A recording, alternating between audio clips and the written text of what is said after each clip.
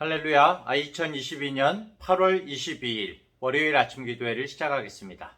오늘도 하나님의 귀한 말씀을 함께 묵상하고 또 기도함으로 복된 하루를 시작하는 우리 성도님들 되시기 바랍니다. 오늘 하나님의 말씀은 레위기서 27장 16절부터 34절까지의 말씀입니다. 만일 어떤 사람이 자기 기업된 밭 얼마를 성별하여 여호와께 드리려 하면 마지기 수대로 네가 값을 정하되 보리 한 호멜지기에는 은 50세겔로 계산할지며 만일 그가 그 밭을 희년부터 성별하여 드렸으면 그 값을 네가 정한 대로 할 것이요 만일 그 밭을 희년 후에 성별하여 드렸으면 제사장이 다음 희년까지 남은 연수를 따라 그 값을 계산하고 정한 값에서 그 값에 상당하게 감할 것이며 만일 밭을 성별하여 드린 자가 그것을 물으려면 네가 값을 정한 돈에 그 5분의 1을 더할지니 그리하면 그것이 자기 소유가 될 것이요 만일 그가 그 밭을 무르지 아니하려거나 타인에게 팔았으면 다시는 무르지 못하고 희년이 되어서 그 밭이 돌아오게 될 때에는 여호와께 바친 성물이 되어 영영이 드린 땅과 같이 제사장의 기업이 될 것이며 만일 사람에게 샀고 자기 기업이 아닌 밭을 여호와께 성별하여 드렸으면 너는 값을 정하고 제사장은 그를 위하여 희년까지 계산하고 그는 네가 값을 정한 돈을 그 날에 여호와께 드려 성물로 삼을지며 그가 판 밭은 희년에 그 판 사람 곧 그 땅의 원주인에게로 되돌아갈지니라. 또 네가 정한 모든 값은 성소의 세겔로 하되 20게라를 한 세겔로 할지니라. 오직 가축 중에 처음 난 것은 여호와께 드릴 첫 것이라. 소나 양은 여호와의 것이니 누구든지 그것으로는 성별하여 드리지 못할 것이며 만일 부정한 짐승이면 내가 정한 값에 그 5분의 1을 더하여 물을 것이요 만일 무르지 아니하려면 내가 정한 값대로 팔지니라. 어떤 사람이 자기 소유 중에서 오직 여호와께 온전히 바친 모든 것은 사람이든지 가축이든지 기업에 바치든지 팔지도 못하고 무르지도 못하나니 바친 것은 다 여호와께 지극히 거룩함이며 온전히 바쳐진 그 사람은 다시 무르지 못하나니 반드시 죽일지니라. 그리고 그 땅의 10분의 1 곧 그 땅의 곡식이나 나무의 열매는 그 10분의 1은 여호와의 것이니 여호와의 성물이라. 또 만일 어떤 사람이 그의 11조를 물으려면 그것에 5분의 1을 더할 것이요 모든 소나 양의 11조는 목자의 지팡이 아래로 통과하는 것에 10번째의 것마다 여호와의 성물이 되리라. 그 우열을 가리거나 바꾸거나 하지 말라. 바꾸면 둘 다 거룩하리니 무르지 못하리라. 이것은 여호와께서 시내산에서 이스라엘 자손을 위하여 모세에게 명령하신 계명이니라. 아멘. 드디어 오늘이 레위기의 마지막 장입니다. 이 레위기 27장은 하나님께 서원하고 예물을 드리는 내용들이 나와 있는데요. 구약시대의 사람들은 하나님께 서원하는 관습을 가지고 있었습니다. 서원. 예를 들어서 어떤 사람이 하나님 앞에 간구할 일이 생기면, 정말 특별히 기도할 일이 생기면 이렇게 기도하는 거죠. 하나님, 만약에 이 일을 이루어 주신다면 하나님을 섬기도록 아들을 바치겠습니다. 또는 하나님, 이 위기를 넘기게 하시면 하나님께 제가 가장 아끼는 소를 바치겠습니다. 이렇게 약속을 하는 거였죠. 구체적인 예를 보자면 사무엘의 어머니 한나가 있죠. 한나가 하나님께 아들 낳기를 소원하면서 그 아들 사무엘을 하나님의 종으로 드리겠다 이렇게 서원하는 모습을 우리가 성경에서 볼 수가 있습니다. 이 서원이라는 것이 어떻게 보면은 하나님과 무슨 거래를 하려고 하는 건가?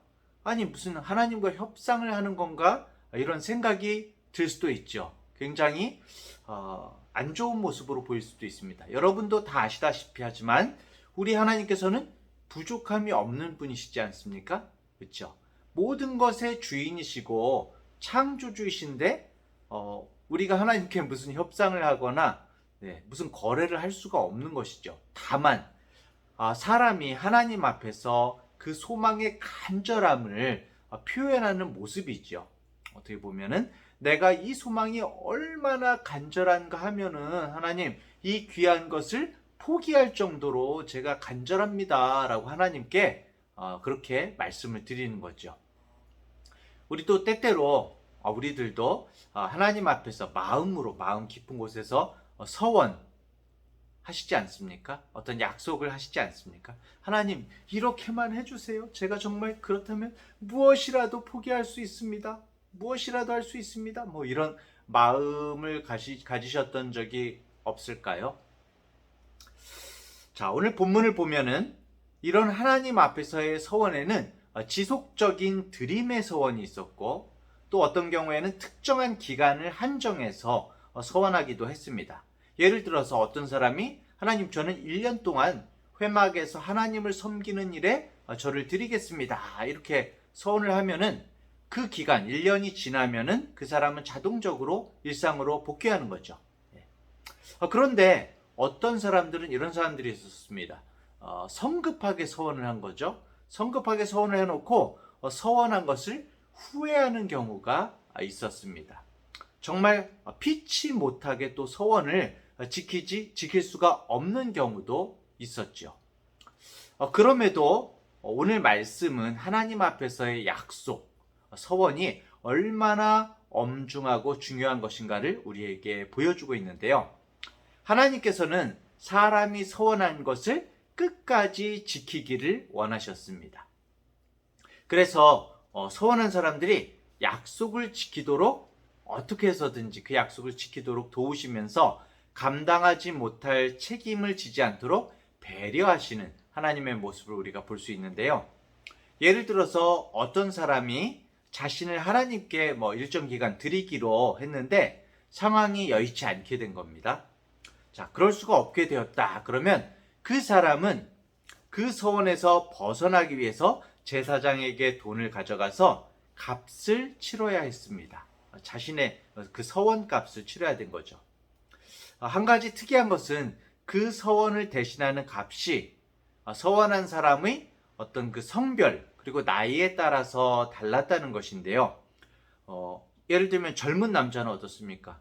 일하는 그 어떤 더 힘든 일을 할 수도 있고 노동량도 많고 그렇기 때문에 서원값이 더 컸습니다.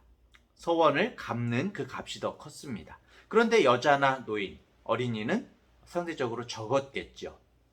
자, 그런데 또 이외에도 예외 상황이 있었는데요. 만약에 어떤 사람이 서원을 했는데 서원 값을 낼 수도 없을 정도로 너무 가난한 겁니다. 그러면 너무 가난한 그 사람은 그 정해진 서원 값을 치를 수가 없으면 제사장이 그것을 고려해서 그 사람의 그 상황과 조건에 따라서 서원 값을 따로 정해주기도 했었던 겁니다. 결국 돈이 많은 사람이든지 적은 사람이든지 하나님 앞에서의 서원을 중요하게 여기고 약속을 중요하게 여기고 어떻게든지 그것을 지킬 수 있도록 배려하시는 하나님이심을 우리는 볼 수가 있는 것이죠. 자, 이렇게 사람이 하나님 앞에서 일정 기간을 일하겠다는 그런 서원 외에도 동물을 드리는 서원, 또 집을 드리기로 한 서원, 땅을 드리기로 한 서원에 관한 말씀이 계속해서 이어지고 있는데요. 여기서도 마찬가지입니다.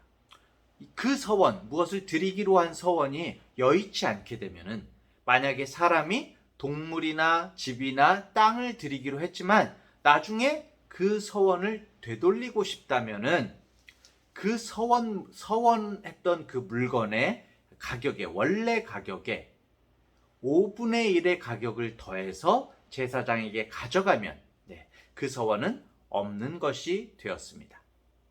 만약에 예를 들어서 자신의 소를 드리기로 했는데 아무리 생각해도 그 소가 너무 자기 애완펫인 거예요. 애완동물처럼 친근해서 도저히 드릴 수 없다. 내가 드린다고 말씀은 드렸는데 도저히 드릴 수가 없다. 그러면은 산정된 그 소값과 그 소값의 5분의 1을 거기다 더 더해서 그 돈을 성전에다 내면은 그 서원을 물릴 수가 있었던 것이죠. 결국에는 하나님께서는 어떤 형태로든지 사람들이 죄를 짓지 않도록 그 서원을 다른 방향으로라도 지키게 하시는 이 하나님의 말씀이었던 것입니다. 이 외에도 첫 태생을 드리는 서원, 그리고 수확물과 가축의 10분의 1을 드려야 하는 명령들이 계속해서 이어지고 있습니다. 결국 오늘 본문의 말씀은 하나님과의 약속인 것이죠. 오늘 말씀에서 전체적으로 중요한 것은 사람이 하나님께 어떤 것을 서원으로 이제 약속하고 드리면 그 사람은 더 이상 그것의 소유권을 주장할 수 없다는 것입니다. 내가 마음으로 서원했더라도 하나님께 드리기로 했으면 그것은 하나님의 것이죠. 그런데 우리는 습관적으로 이렇게 말하지 않습니까? 나의 삶과 모든 것은 하나님의 것입니다. 이렇게 말을 하는데, 이렇게 우리의 삶과 재물을 하나님께 드렸다고 말을 하면서도 여전히 어떻습니까? 이 모든 것을 나 자신의 소유처럼 내 마음대로 결정하고 마음대로 사용하는 일이 다반사이죠. 오늘 본문은 하나님께 드려진 것을 하나님의 소유로 우리가 확실히 인정하는 태도에 대해서 우리에게 가르쳐주고 있는 것입니다. 하나님께 드려진 것은 더 이상 우리 것이 아닌 것이죠. 엄밀하게 말해서 우리는 모두 하나님의 소유입니다. 우리가 예수 그리스도를 주님이라고 고백할 때에 우리의 모든 소유권을 하나님께 넘겨드린 것이거든요. 나는 나를 함부로 사용할 수가 없습니다. 우리는 사실은 모든 것을 할 때 하나님께 여쭤봐야 되는 것이죠. 하나님께 묻고 나 자신을 사용할 때도 하나님께 묻고 사용해야 됩니다. 나 자신, 그리고 나에게 맡겨주신 사람들, 재물들, 시간들, 이 모든 것들을 주님께 묻고 주님의 뜻대로 사용해야 하는 것이죠. 사랑하는 대학교의 성도 여러분, 그리고 SCM 지체 여러분, 우리는 하나님 앞에서의 약속을 경솔하게 생각해서는 안 될 것입니다. 일단 우리가 마음으로 하나님과 약속을 하면은 반드시 굳게 지켜야 하는 것입니다. 많은 사람들이 마음으로 서원하고 그러고서도 쉽게 포기하는 모습을 보게 됩니다. 어떤 사람들은 자신의 삶을 하나님께 드렸다고 하면서도 그 약속을 잊어버리고 자신이 살고 싶은 대로 살아가는 모습을 보게 됩니다. 하나님은 오늘도 자기 자신을 온전히 하나님께 드리기 원하는 사람을 찾고 계십니다. 여러분들은 어떻습니까? 성도 여러분은 하나님을 위해 자신을 드릴 수 있습니까? 하나님을 위해 자신의 소유와 생명까지도 맡겨드릴 수 있습니까? 여러분은 하나님께 마음으로 약속한 것들을 정말 잘 지키고 계십니까? 오늘도 이 사실을 묵상하고 기억하면서 하루를 주님께 묻고 주님께 기도하며 살아가는 우리 성도님들, 모든 지체들 되시기를 간절히 축원합니다. 기도하겠습니다. 주님, 우리 자신이 하나님의 것이라고 말을 하면서도 하나님께 우리를 온전히 드리지 않는 우리의 모습을 보게 됩니다. 마음으로 하나님께 약속하고서도 지키지 못했던 우리들의 잘못을 회개합니다.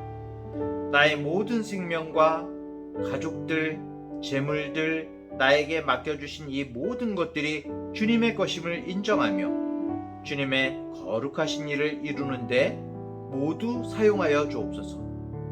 혹여 주님이 아닌 물질을 목적 삼는 어리석음을 범하지 않도록 저희를 붙들어 주시고 주님의 것들을 맡겨주신 청지기로서 그에 부합되는 다른 삶을 살아갈 수 있도록 성령께서 인도하여 주옵소서. 더 나아가서 우리가 정말 가지고 있는 소유의 물질의 소원만이 아닌 우리 삶의 온전한 소원을 주님 앞에 지킴으로 주님께 영광 돌리는 진정 거룩한 삶을 살아가는 우리가 되게 하옵소서. 거룩하신 우리 주 예수님의 이름으로 기도합니다. 아멘.